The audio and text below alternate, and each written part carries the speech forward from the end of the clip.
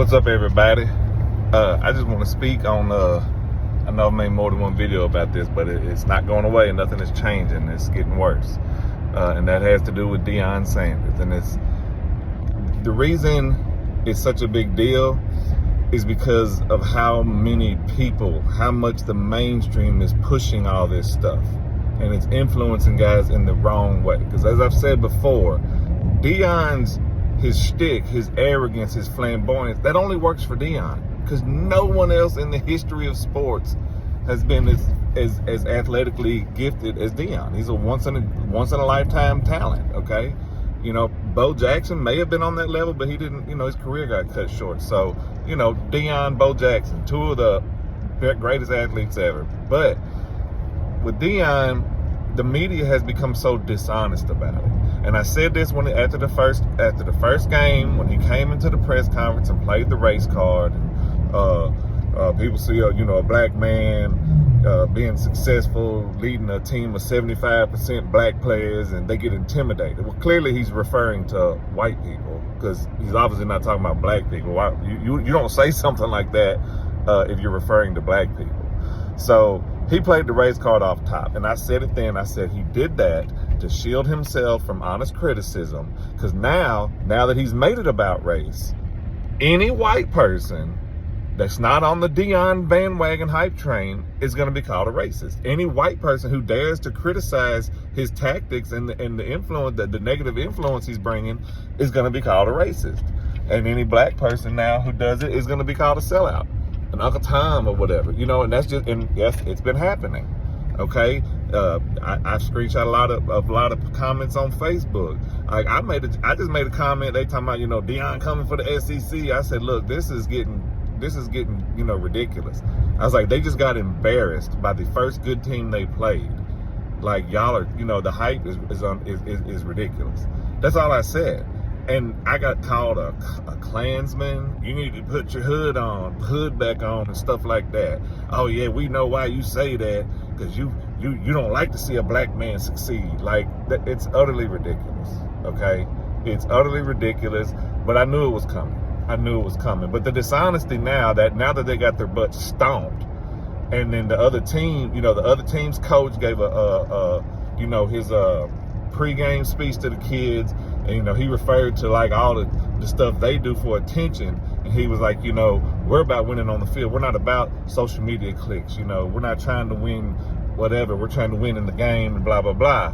So now you've had people coming for him. He's racist now. Skip Bayless basically called the man racist, and it's just ridiculous. It's ridiculous, and it's also dishonest, because they talk all about that, but they don't talk about the fact that Deion Sanders' son before the game was walked up to where the Oregon players were stretching and stuff, and told them he'd kick all their asses and their coach too and stuff like that. And then let's go back to after the Nebraska game, when Shador lied on the Nebraska coach and said that they disrespected their logo. They were out there stomping around on it and stuff like that, which is a total lie. The coach and his team pray before every game in midfield. They even invited Sugar and his teammates to come pray with them, so he knew what they were doing.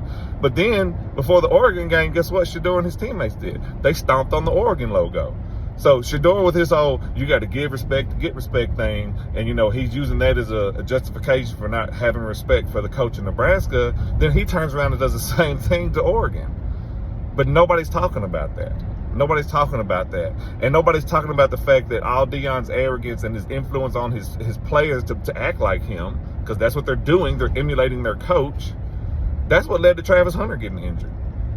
And what most people don't know is that Shiloh, after the Oregon game, Shiloh had to go to the hospital because he was pissing blood. Well, that's what you get for threatening to beat the other team up before the game and saying you kick all their asses and beat their coach up too. Well, what did you think they were going to do? Lay down and take it? But Deion is the one who brings all this on his players. Deion is writing checks that his players can't cash. And now the blueprint is out on how to beat them and how to dominate them. They liably won't win another game this season. And then nobody's talking about the fact that after the Colorado State game, which they should have lost, but they pulled it out, they asked him about his center, his freshman center, who had to step up and I guess the regular center got injured or something. I don't know. And they said, what about, I can't remember his name, Herman Shabowski or whatever. And he said, who? Like, do you know how disrespectful that is? And you think that's going to make it easier for him to recruit linemen, which he desperately needs? You think it's going to make it easier for him when he doesn't even know the name of the center who's snapping the ball to his son and protecting his son? Just the over-the-top slobbering over Deion by the media is dishonest, it's pathetic, and it's not even, it's not authentic. You know what I'm saying? Like, yeah, he's bringing hype, he's getting attention, he is. Attention for who? You talking about, oh, he's getting attention for the Colorado team. He's getting the wrong kind of attention for the team, for the players. He's getting attention for himself as usual. After they got their butts kicked by Oregon, and I've told people this all the time, you know, it's about him. It's not about the players, it's about himself. He's a massive narcissist. And what did he say? Oh, they don't want to beat Colorado. They want to beat me. Yeah, it ain't about Colorado, it's about me. But you better get me now.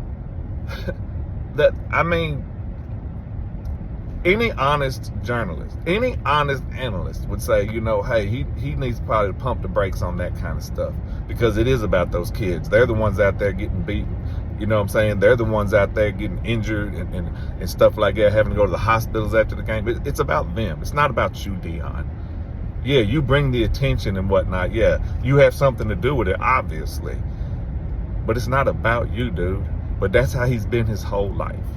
And it's you know, and the way people justify it, that's how he's always been. I'm sorry, but we're not supposed to be the same way in our 50s that we were in our teenage and early 20s. That you're just not. You're supposed to grow and mature as a person. This man hasn't grown up or matured much at all in his entire life. And the ignorant, like just the ignorant kind of almost ghetto justifications and defenses of him are pathetic. And it's not going to turn out good for them guys. I'm telling you. Just watching, you'll see. Colorado's not going to become a powerhouse. His shtick ain't going to last long. When they get blown out a few more times, it's going to go off the rails. They're eventually going to have to stop talking about him, because nobody's going to keep wanting to hear about a team that's getting their ass kicked and they're total trash. So just watch and see. You'll see I'm right. And unfortunately, I'm right. I wish I was wrong, but I'm not. Peace.